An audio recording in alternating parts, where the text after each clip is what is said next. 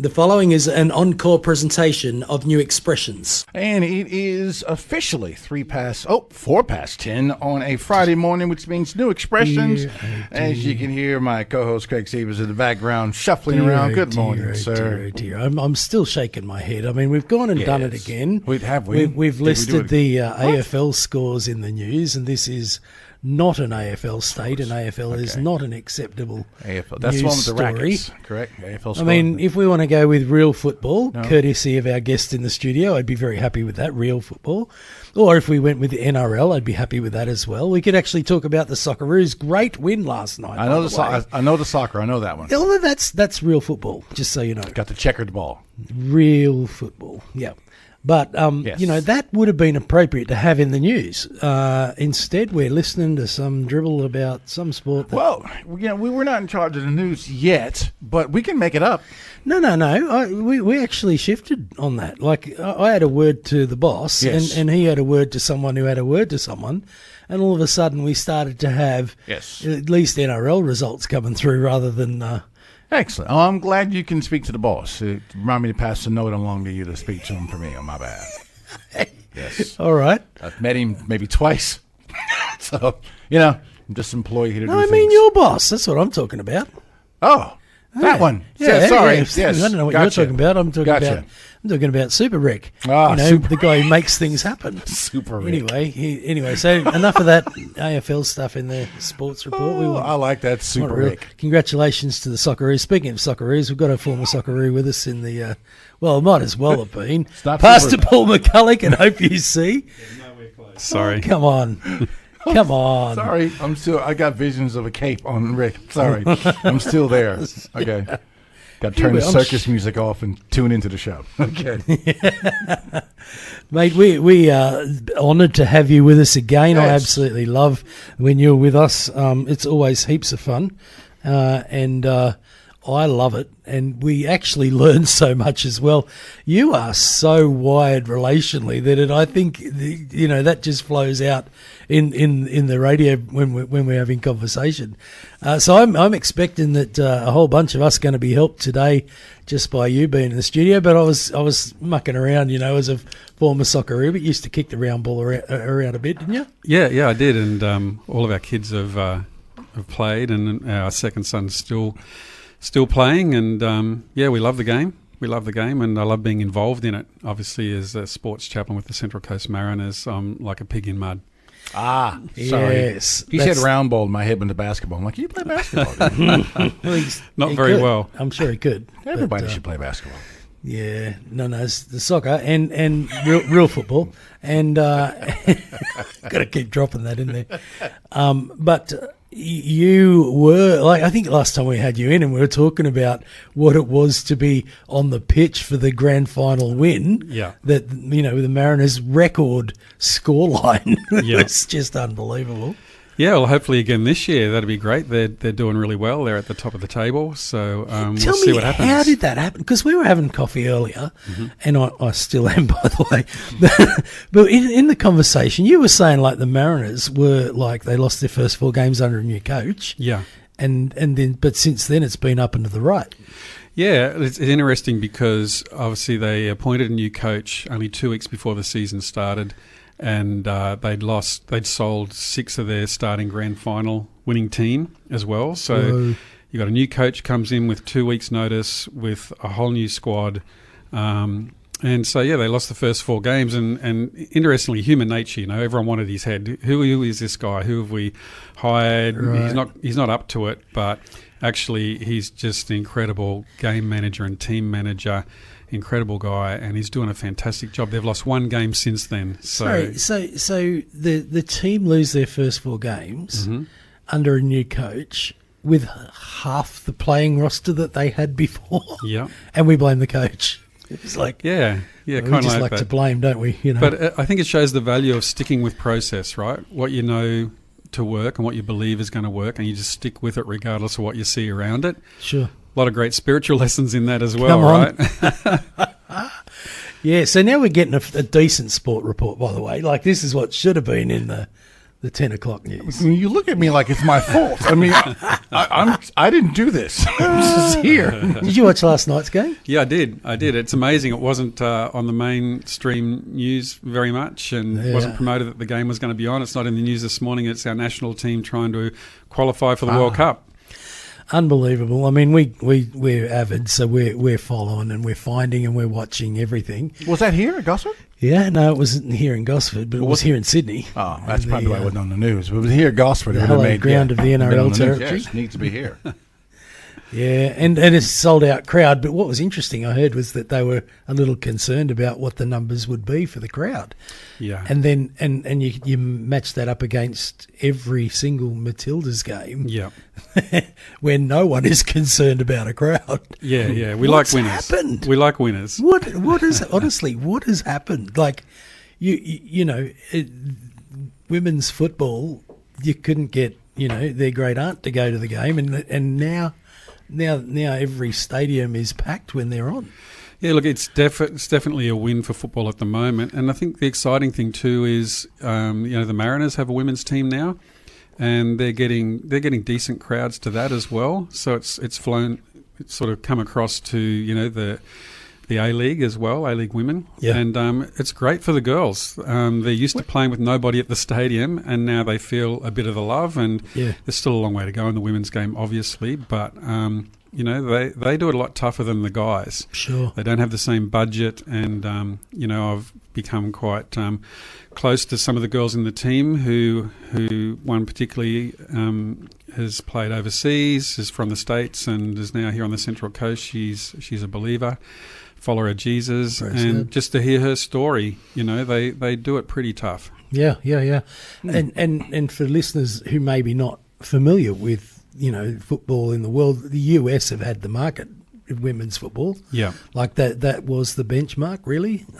From what I can read, they were world champions for a bunch of times. And well, it's big in the UK and Europe now. Yeah. But like a lot of the Australian girls are actually, if they can get into Europe, there's a lot of Australian girls in the Premier League. Yep. You know, with Chelsea and Arsenal, and there's some playing for Real Madrid. And so, it's if you can make it there, it's good, but it's a big drop down to everybody else. Okay. Yeah, no, it is. Right. It is. It's I think that's that in all sports, really. Yeah. They're doing their best to catch up. They are. But women's sports in general still lagging. You know, and I hear both sides of the argument. You know, we should have equal pay. I get it, but the crowd's got to come, and support's got to be there. The TV money's got to be there. You can't just take it from the men's sport because you're still trying to grow that. Yeah. I get it. I know some sports have come to the party, like tennis. Yeah, tennis. Tennis has done it. I was a little disappointed though. I mean, you know, in the men's, take the Australian Open or Wimbledon, the men's, you got 5 sets.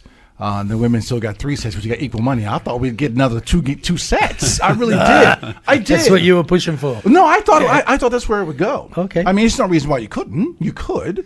But I just thought, okay, if they give me equal money, it's a longer game because I'm a tennis fan. So I know that ball in the racket. I know that one. So I'm a tennis fan. I thought when I saw that come in, okay, it's going to be longer sets. But when it wasn't, I thought, I felt a bit cheated. Yeah, I'm sure the girls appreciate it. Oh yeah, I would too. Yes, less tax on the body. Yes, yes. If you get it, great. But anyway, I like the game. Yeah. And the longer it is, the better for me. It's good to be cheering up on women's sport, full stop. So if you're not into that, well, you listen to the wrong program because I'm going to keep championing. It was only a couple of weeks ago we had, Nicola Ollislagers, who'd won the world championships just was it 2 weeks ago, I think? 2 weeks ago, was it 2 weeks ago? It might have been further than that, wasn't it? No. Yeah, it was literally just within a Yeah. couple of weeks. And, gearing up for the Olympics is a very, very good sign. And just believe in God for her that, she's just going to enjoy more and more favour. And see some of that ridiculous dreams that she has realised. Yeah. Good for her on a sponsorship note because she's one of the rising stars and in there. So she could attract a sponsorship, which is, good money. And sometimes, a lot of the times in female sport, the sponsorship is more than the salary. Yeah. So I know a lot of the girls in the WNBA, it's the same thing. They'll sign a $20 million shoe contract with Nike. Well, they won't make $20 million in their career because it's so low. So when you can get to that status and get that sponsorship, amen. Yeah, right. Amen. Well, I think the thing that I love about Nicola is that, she has such a dedicated faith. Yeah. And I know that she and her husband run a small group that athletes can go to. Yeah, Pro athletes can go to, Yeah. and just committed to, helping disciple them and give them a space where they can go, that they understand the lifestyles of each other. Yeah. I think that's a really powerful thing. It's not just about the performance, but she's very committed to discipleship and people's faith as well. Do they have an online presence at all? Not that I'm aware of. Okay. I think she has it at her house when she's, in town. And, I've connected a few athletes to her, and it's a huge blessing. I think I saw that. I remember being over at one of your campuses in Gosford, Hope You See, actually late last year, and you know, Nicola, who's a friend of mine, I was there cheering her on, but I think you'd had in the front row a couple of Mariners players, I think, from memory. Yeah, I did.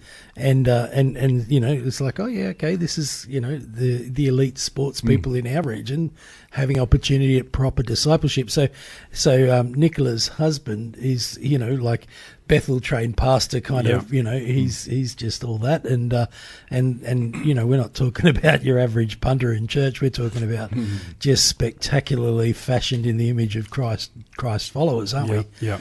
So that's a good day. Amen. Before people get too confused about this being the sports report, the reason we're talking on all of this is because, Pastor Paul, one of your key roles is as a chaplain to the Mariners, and it seems like the Mariners are really trying to build into the fabric of what they're doing the wholeness and well-being of their athletes. With you were talking about with the onboarding process that they've got now.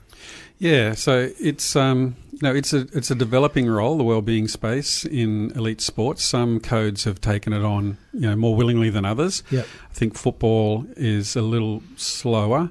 And as a volunteer in the club, I was a little bit concerned early on when a new coach comes in. You never know what their values are and what they want around their players. Yep. But the new coach has embraced my role. I think he was aware of it in the UK before he came. Yeah.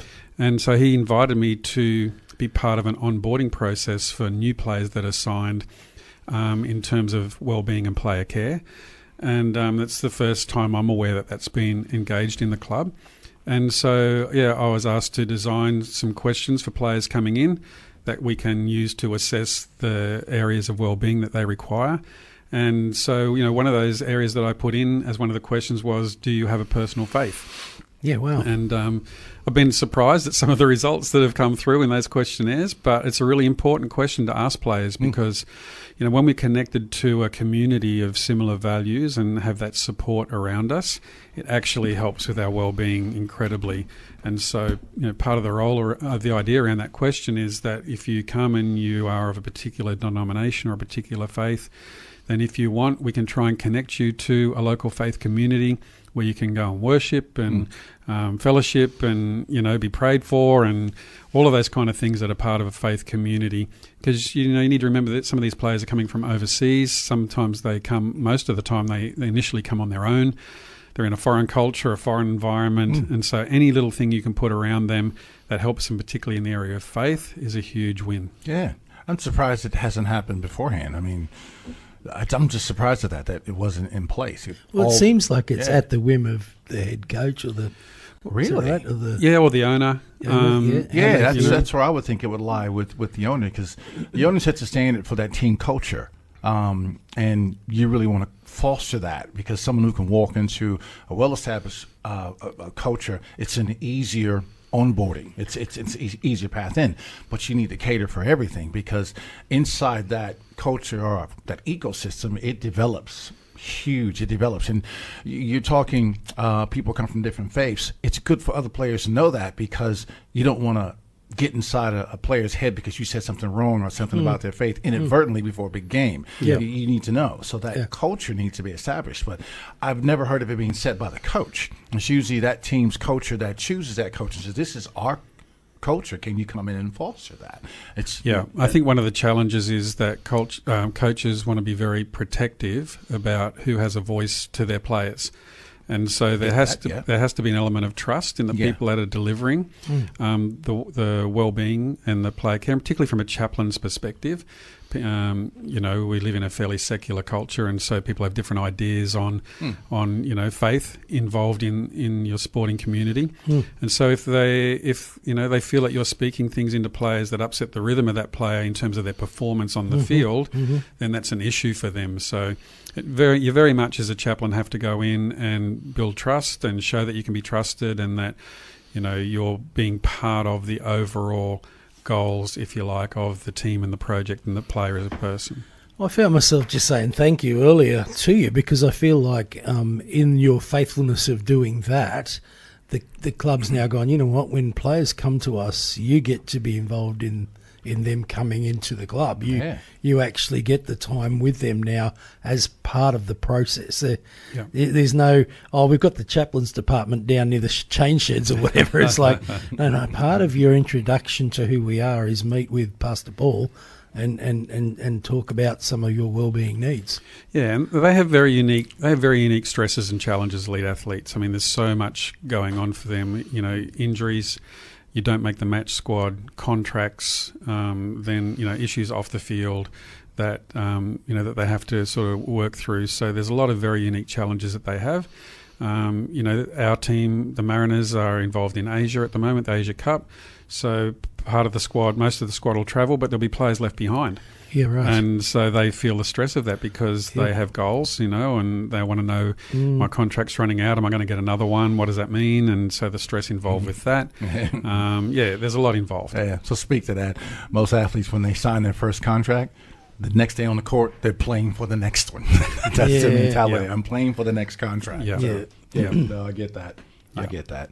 So no, but I'm pleased to see that they invited you in. That's great, because the elite athletes, take your LeBron Jameses and your Michael Jordans and your Steph Currys. So they got an entourage around them, not just their actual team. But here, sometimes you just don't get that, or you don't have an uber star that can afford that on his own. I mean, he spends $1 million on his health, as far as his body, food-wise and exercise-wise. But one thing that a lot of people don't know is a lot of elite athletes have mind coaches as well, too, to help them focus. And they actually do play a huge part in that focus, because that everyday distraction is there. So I like that wrapped in with your faith, because my focus is always on God, but it also helps me course correct my day as well. It shapes everything I do, everything I say, where I go, how I react to things. So, to toss in a mind coach in there, amen. But I'm glad to see chaplains are just being invited to the inner circle, because you should have been there from day one, as far as I'm concerned. Would it hurt to have God on your side? Well, they have a sports psychologist, Ezio, who's fantastic. They also have a PFA, Players Football Association welfare officer. And so I work in conjunction with them. We all know our lane that they operate in, and we work together to bring out the best outcomes for players. Yeah. You have a team nutritionist? No, but they can be sent. They can go and visit a nutritionist if they feel the need to. We can organise counselling sessions if a player needs that. So there are lots of extra networks that we can access if needed. Yeah, one of the first things they tell you when you get into the NBA is hire a chef. Yeah, okay. Yeah, hire a chef. Personal diet catered to you and your body and the way it functions. Yeah. First thing you do, hire a chef. Not wrong, because it helps you play better. It does. Yeah, it just helps you play better. So. Well, on the other breaking sports news, St. Philip's Christian College in Narara is having their the track and field just across the road, isn't it? Well, yeah, what's it called? The athletics carnival, or no, the big cross country race. Yeah, cross country. And so the reason I know that is because my 16-year-old's been carb loading all of last night, and today, he's ready to go. And anyway, praise God. It's just happening up the road. Wow. From the Sublime to It's funny how everybody's body is different. That never worked for me. That never worked for me. Seriously. We'll find out whether it worked never for worked him. For me. Oh, my goodness. Well, I got to say, I have to admit, you're probably going to be upset with me. I had no idea that it was soccer season. So I didn't know that. So when did it start? Or it hasn't started, or you just started talking? Started October last year. How long does it go for? So no, the A League is on a different cycle it's on different. It's in our summer sort of season. So the finals will be towards end of April into May. So we'll have to get you to a game, Evan. Wow, I had no idea. But my boy stopped playing soccer years ago, so I had no clue. Yeah, okay. None. We'll keep you in the loop, mate. None. I knew European soccer's on because he'll often stay up and watch a game here and there. Yeah. So, yeah. Tuesday night, mate. Tuesday night. Just put an alert on your phone. Channel 10. It'll probably be one of those obscure 10 bold or 10 something. play or something, 10 ball. What's like Tuesday that. night?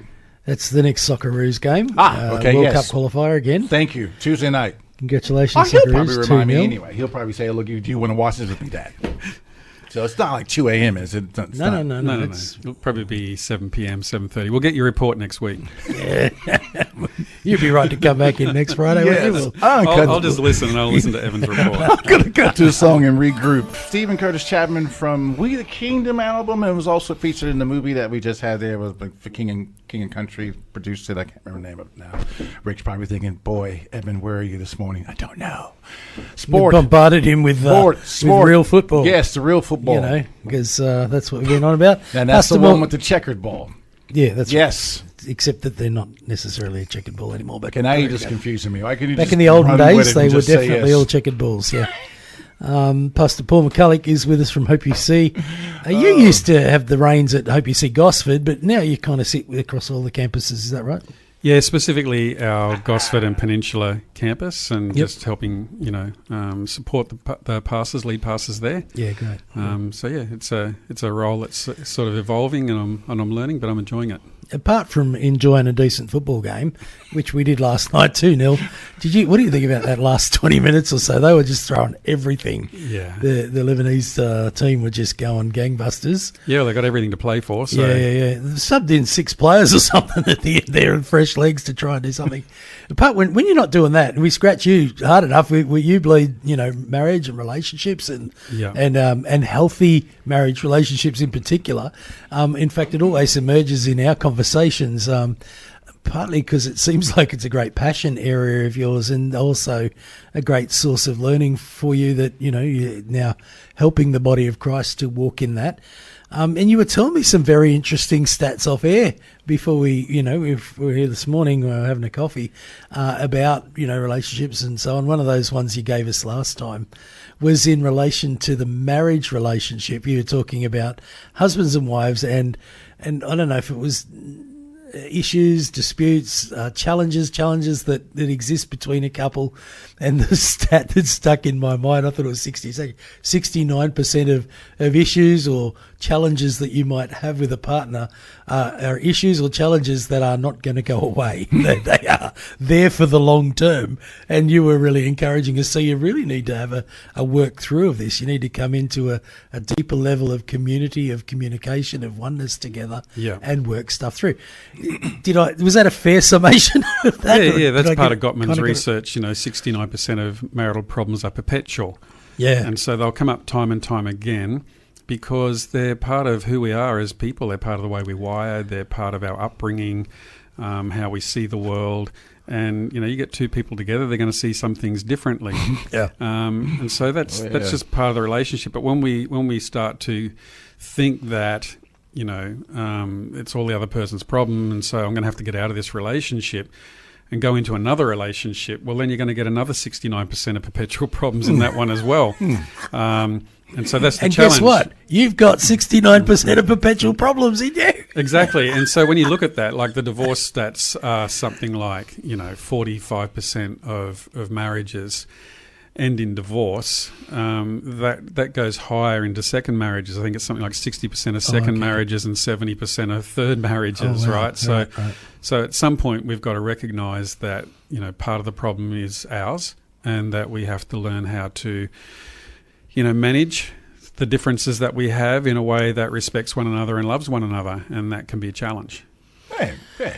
Also calls, you just be quiet and deal with it yourself. It might be a problem. I mean, I get what you're saying, 69%. It's not all doom and gloom. They aren't huge problems. There are a lot of small ones in there as well, too. Because as you said it, I thought, yeah. Because my wife doesn't lock doors. And I come from a place where if you don't lock doors, you don't like what you have. I'm hearing you, brother. I'm hearing you. Outside. So of the nighttime before we go to bed, I check every door, every window, and guarantee you 50% of them are unlocked. Yep. So I just lock them. What's the point in getting mad about that? You just do You it. probably went around that circle, around that mountain a few times with lock all the doors, please, lock all the doors, please. Yes. Please lock all the doors. When you go to bed, lock the doors, please. Yes. And that's one of those 69%. Is that right? That's it. It's And one then of those. that's where the compromise comes. She's not going to change. So it's that old prayer. Okay, Father, if I'm wrong, change me. If she's wrong, change her. You know what I mean? So, But you were saying, help me if I'm wrong, but you can just go, oh, well, that's not going to change. I'll just forget it and pretend it, try and ignore it. And that's just as problematic. yeah, it is. Yeah, well, I think you've got to work out, what of these problems are actually my values and what I believe about strongly, about how I live my life, right? The things that I found my life upon. Locking doors isn't one of those things. That's not a hill I'm going to die on, right? But when it comes to maybe the way we engage in communication, so, Gottman talks about the 4 horsemen, of communication that are detrimental to a relationship. So if, you're being criticised by your partner, then that's a hill that you want to die on. Hey, look, this is not what we see our future to be. This is not what we plan our relationship to be. So let's sit down and talk about this. Okay, what's going on for you? What are you feeling that you feel like you've got to criticise me and speak to me in this way? Let's talk about that. So they're the things that you don't want to ignore. Because when you start to ignore those things, you start to develop narratives around why that person is saying that, why they're thinking the way they do. I mean, an interesting stat that I shared with you is that in America, in reasons why couples divorce, written down as the reasons they divorce, Facebook appears in 33% of reasons that couples divorce. Which is really interesting, I think. So you put that across the social media. So it's either that maybe they find out that there's some other relationship happening, or maybe they're just spending so much time on social media that they're not engaging with their partner, right? So I would feel that that's something that you want to address, because that's not a value where you want your relationship to be in the future. And so it could be simply saying, hey, why don't we put our phones down tonight and watch a movie together, because I'd really like us to connect over something. Or why don't we go out for dinner, and have a phones-free night.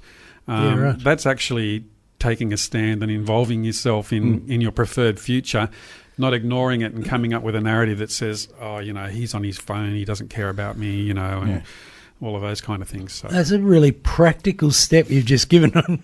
My mind went straight away to, some partner's going to come home to their spouse tonight, and it's like, we're going out for dinner. Pastor Paul, I heard him on Rima FM, and he said we need to go out and have some dinner. So that's a good strategy, isn't it? Yeah, and stay off our phones. Put your phones down. Put your phones down. And to the partner who that is, don't say, I've been saying that for years. How come it's don't do that. Just agree. Yes, let's go.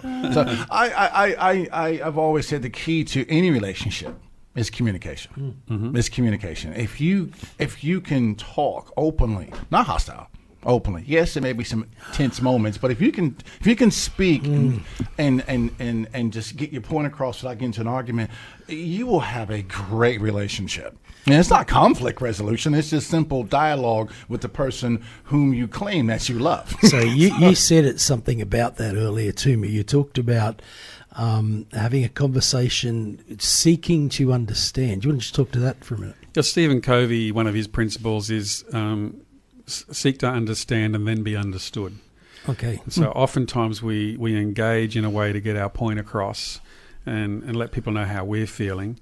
Where really the power is in, okay, I don't like what's just happened, but let me try and understand what's going on for you in that space. And we talked a little bit about the process of community, where you've got pseudo community, chaos, emptiness, and then community. You actually have to go into a bit of chaos to actually understand where one another's coming from, but so often we avoid it. Right. And Brené Brown talks about, we're wired for connection, and the reason that we don't want to be vulnerable sometimes is because we fear a loss of connection. A loss of connection with our partner. They won't accept me for who I am. They will think I'm a bad partner, or they'll think this or that, and so we shy away from it. To do that is to go back into pseudo community, where you start to live two different lives. Right, where we've actually got to be brave enough to engage in chaos. I'm not talking about a big massive fight or conflict, but to actually engage the situation for what it is, with the purpose of trying to understand where our partner's coming from. and then work through that and resolve that in a way that respects and loves one another. Yeah, exactly. Well, my wife and I have something that we really need to discuss because it's gotten to, or we just want to discuss things, and we know it's going to be one of those conversations. We do not, one of the rules, we do not sit next to each other.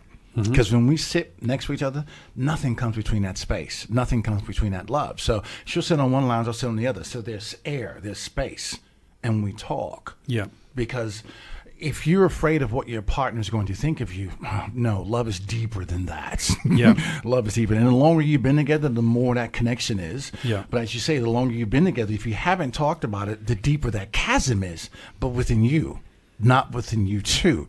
And you got to confront that fear. It's just a fear. And you got to let that out. And what you'll find in most cases, that brings a couple closer together because that trust builds more. Yeah. Communication is key. That's why you get to know someone before you marry him. I mean, I hear people, oh, yeah, I met him, day 5 and day 6 we got married. Okay, I hope that lasts. And lovely, that's nice. But seriously. Actually, why don't you share some of that stuff that you were talking about before? Well, Gottman talks about the foundation for a relationship, a long-term relationship, is friendship. Right? And so I hope you hosted Shane Willard last week, and he was sharing something which I thought was fascinating. He talked about the 5 stages of a Jewish wedding. And I'll go to stage number 4 because that's what I found particularly profound. He talks about the couple are wanting to get married. But before they do that, they come together and they sit at a table together, and they also have maybe a father or someone wise at that meeting as well. And they sit across from their partner and they say, this is what I value, this is what I want for my relationship. And then if the other partner agrees with that, they put that into a little container or box of some type. Or the father can interject and say, look, I don't think that's actually a really good idea. I know you very well and that's not going to work. So, and so then the other partner, they say the same thing. This is what I see for my relationship. This is what I value. This is what I want us to commit to. And so if they agree with that, they put that in the container. And then at the finish, whatever is in the container is what constitutes their commitment and marriage vow to one another. And if they move away from that at any point in the marriage, then they're considered to have broken their marriage vows. So that could be about how I want to be respected, the dreams that I have for my life, what I want to do in my life. And I thought about that in the context of romantic marriages today, where we pretty much do that at the altar and 2 minutes later we're married, right?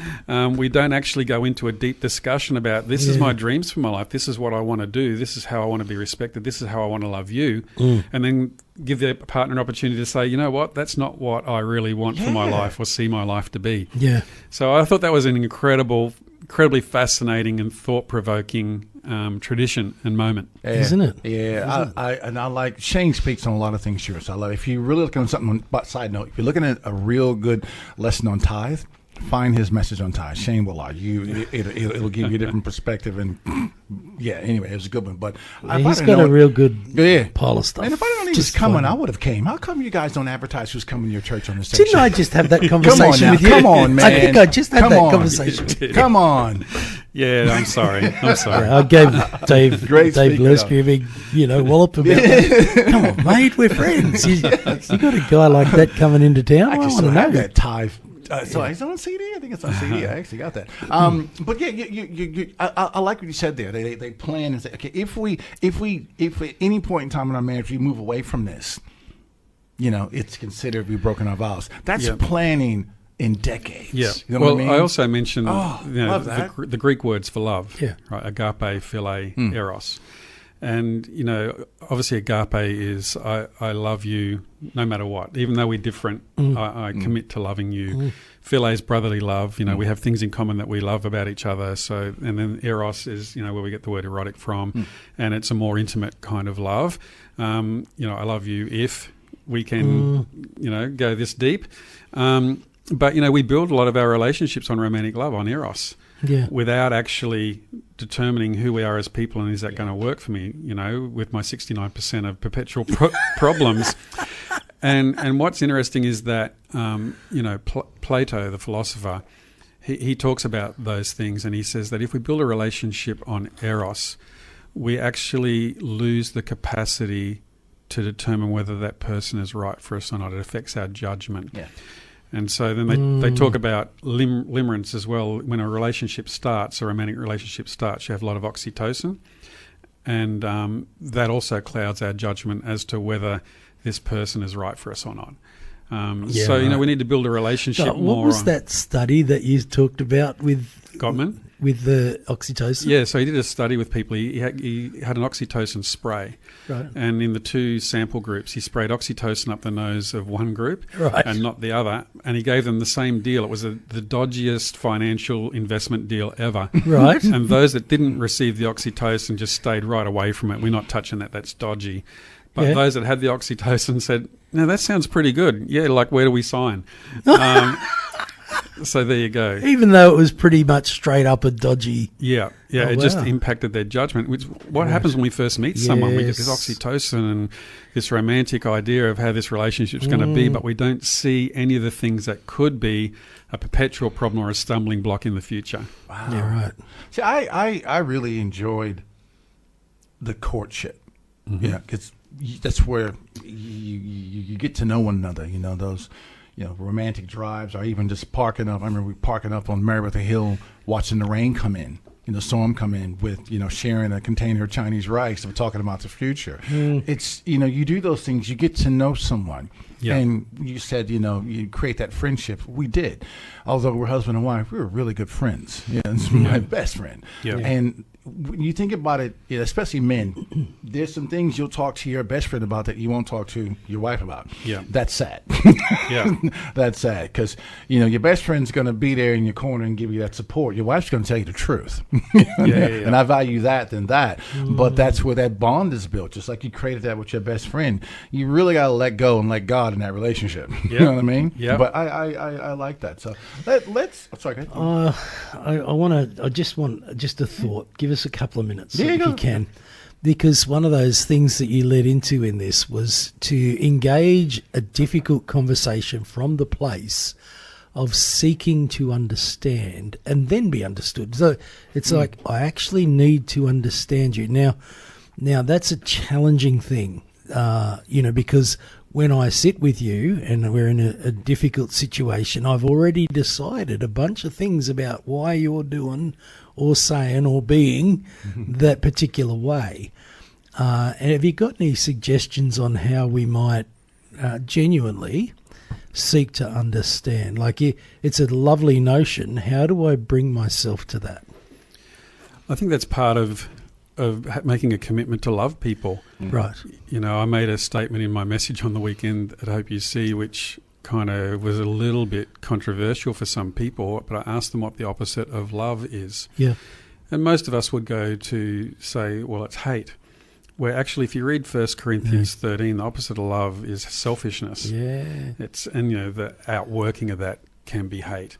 And so if I'm going to have to engage in a relationship that's difficult, then, I have to be able to come to a place where I go, well, I'm not going to seek myself first about this. I'm going to try and understand what my partner is actually feeling, because that's actually what love is. Beautiful. And, you look at some of the stats of people around what they call ACEs, adverse child experiences. The experiences that we suffer in childhood impact the way that we relate to one another as adults.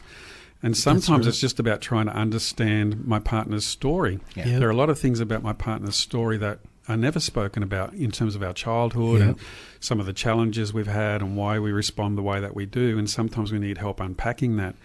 And so being committed enough to the relationship to say, hey, I want to know what's going on for you. I want to know, why we're sort of having to address this in this way. And in a sense, that actually helps disarm people as well if we do it in the right way. They think, this person actually cares about me and wants to know what I'm feeling. Yeah. I think the other important thing is to be able to schedule that into your diary and your calendar where you can have that meeting.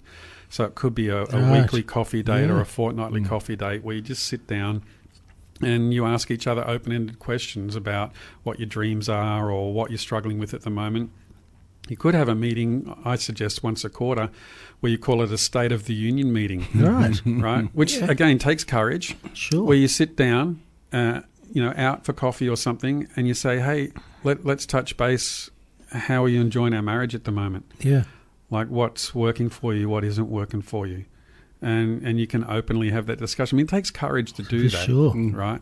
But And that's where you enter the chaos. that's where you enter the chaos. But as long as you're not, fearing loss of connection and are prepared to be vulnerable, that it should be the safest place ever in your marriage relationship. Absolutely. It should be the safest place ever to have that conversation. Yeah, wow. Yeah. Wow. We'll be back. This is 94.9 on the FM dial. This is New Expressions, and you're listening, I'm sure, from all over the world, because we've got people in the Philippines, in the US, in Canada, all dialed in online because they want part of this program, which is really cool. And then there's the rest of you wandering around in the Central Coast in your cars and you're in the kitchen, in the living room with the radio on. And then there's the really cool ones with the phone app, because they've got the Rema CC phone app, like Pastor Paul McCulloch, who's from Hope You See. I'm sure he's got the Rema CC phone app. Yep, old mate from Nelson Bay, Stephen Archer. Good morning. Listening? Yes. Frosty in the truck, he's listening. Yes. Everyone's listening. Amen. It's what you want to do on a Friday morning. Love that app. Go get that app. Rema CC on whatever store you use. Because it's on both of them. That's correct. There's only two. It's only two. Yeah. Anyway, we've had a great morning this morning. Deep dive into so much stuff, actually. Yes. We did the sports report well and truly comprehensively. Pastor Paul, we love the fact that you're involved with the Central Coast Mariners and they're going for back-to-back. Amen. Amen. We've been exploring what we always tend to do with you, which is your level of expertise, your arena, if you like, of marriage and relationships and so on. And there's kind of probably a few more things we can plumb in all of that too. We talked about the fact that you kind of have something of a role to play within the Hope You See network of addressing and focusing on healthy marriage relationships. Yeah. It's certainly been part of your pastoral function for years, and actually you've packaged up some stuff that can just help the church in general too, right? Yeah.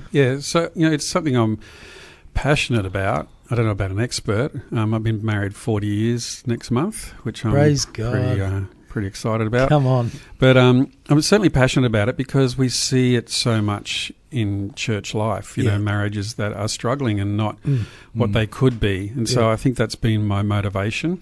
And, I've put together a workshop over a Saturday, which we're trying to implement through all of our campuses through Hope You See. Yeah, great. Just so that we are doing something that can help people be equipped in how they run their relationships. Yeah. I think it's important for the church, as the church, to be able to provide something to help marriages, because it's so foundational to who we are as God's people and, our children and our upbringing.